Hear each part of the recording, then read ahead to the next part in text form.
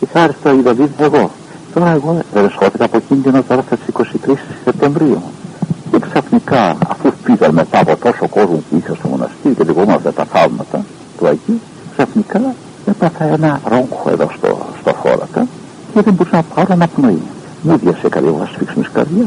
Είπα το Αγίου Πατήρ, εγώ αυτή τη νύχτα θα πεθάνω. Φέρτε την Αγία Κάρα να πάω πάνω στο φόρακα εδώ στο στήθος μου και στην καρδιά μου, διότι κόπηνα δεν μπορώ να αναπνεύσω. Έχω την τελευταία μου νύχτα, 23 Σεπτεμβρίου τώρα. Έφερα ο Πατήρ Κύριος στην Αγία Κάρα, έβαλα πάνω στην καρδιά στα χέρια μου, έβαλα πάνω στην καρδιά μου και λέω: Άγιε μου Δαβίδ, εγώ 40 χρόνια σε δουλεύω στο μοναστήρι. Είχα 30 χρόνια και είναι 70 στο μοναστήρι σου. Ξέρεις, Άγιε μου Δαβίδ, πώς το αγάπησα. Και όλα ό,τι έπαθα στο μοναστήρι, αρρώστιες, οτιδήποτε έπαθα, τα έπαθα όλα για την δική σου αγάπη.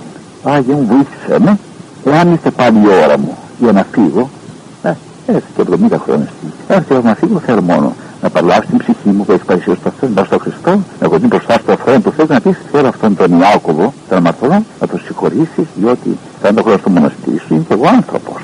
Μήπως ήξερα και τα γράμματα, μήπως ήξερα και είναι κανένας ρήτο, κανένας. Όχι, με φώτισες, έκανες στο μοναστήρι σου. Και να με δικαιώσεις εκείνη την ημέρα στο θρόνο του Θεού που θα πας, Άγιε μου Δαβίδ, την ψυχή μου. Δεν μπορούσα να πάρω αναπνοή, μετά στις 2 η ώρα, φέρανε ένα γιατρό να μου κάνει μια αίρεση. Δεν είπαν το γιατρό να πάλι, δεν πρόκειται να τον πάμε, διότι έχει πίεση, δεν έχει πίεση το πάμε.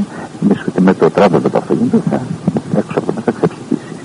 Και πουθενά δεν πήγαμε εγώ. Εγώ θα ζήσω στο σπίτι του Αγίου. Εδώ, όταν ήρθε η ώρα μου να φύγω, θα φύγω εδώ μόνο, Άγιε μου, να παράσω την ψυχή μου, μπας στο θρόνο του Θεού και να με κατάξει ο Κύριος κάπου στο φως ζωής, να μην βασανίζομαι ως βασανής και 70 χρόνια στην αυτήν την γη από μικρό παιδάκι.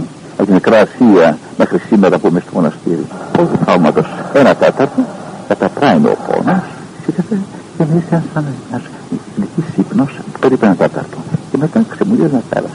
Το πρωί με πήγαν στην Αθήνα, μου πάνε αμέσως στην εντατική επί 9 ημέρες και μου βάλανε 9 ημέρες στην εντατική όλο του θαύματος.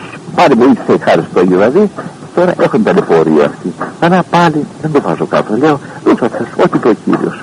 Αυτός που πίσω δεν την αυτός που επίσης με τον άνθρωπο τον αμαρτωλό και ζω 70 χρόνια από τη Μικρά Ασία γεννήθηκα το 1920 μέχρι σήμερα που ζω σε αυτήν εδώ την ευλογημένη κατοικία του Αγίου Δαβίδ, δεν θα με αφήσει. Και ευχαριστώ, Άγιε μου Δαβίδ, μόνο θέλω να με συγχωρέσει τις αμαρτίες μου και τίποτε άλλο. Ούτε θα μας πηγαίνω στους ιατρούς, άρα κάνω υπομονή με την προσευχή μου, με την πίστη μου στο Θεό, με την πραότητα, με την εφορική εταιρεία, περνάω τις ημέρες της ζωής μου.